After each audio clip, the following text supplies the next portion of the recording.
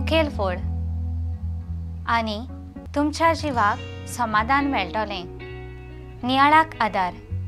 एका शापायन खंय उचांबळ जावन तोडमोड करतल्या शिकोनासतना मस्तेपणां करतल्या आपल्या नातराक खंय सांगलें, आमच्या जिवितांत पुता म्हज्यात 2 सुणी आसात आनी दोनूय सुण्यां मदें व्हडलें भिरांकूळ झूज चलता। एक सुणें देंवचार, ताचे गूण म्हणल्यार राग, आपलेपण, कुन्नाटकाय, गर्व, आशा, दूख। दुसरें सुणें खंय बरें, ताचे गूण खंय शांती, मोग, दया, काकलूत, बोगसणें, सेवा, सोंसणीकाय।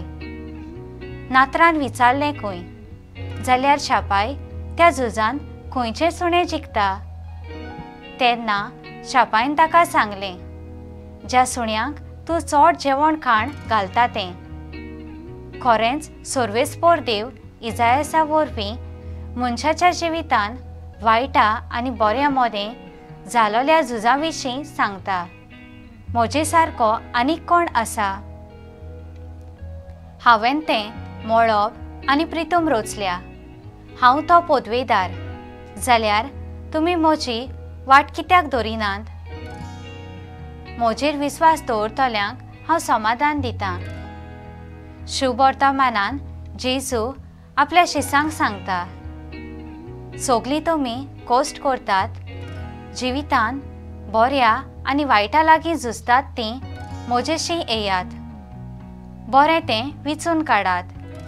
शांती समाधान हांव तुमकां दितलों।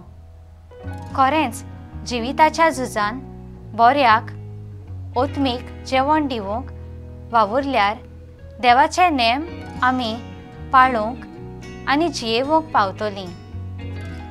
जेजून दाखयल्ली वाट चलूंक शक्ती मेळटली आनी जिवाक समाधान मेळटलें।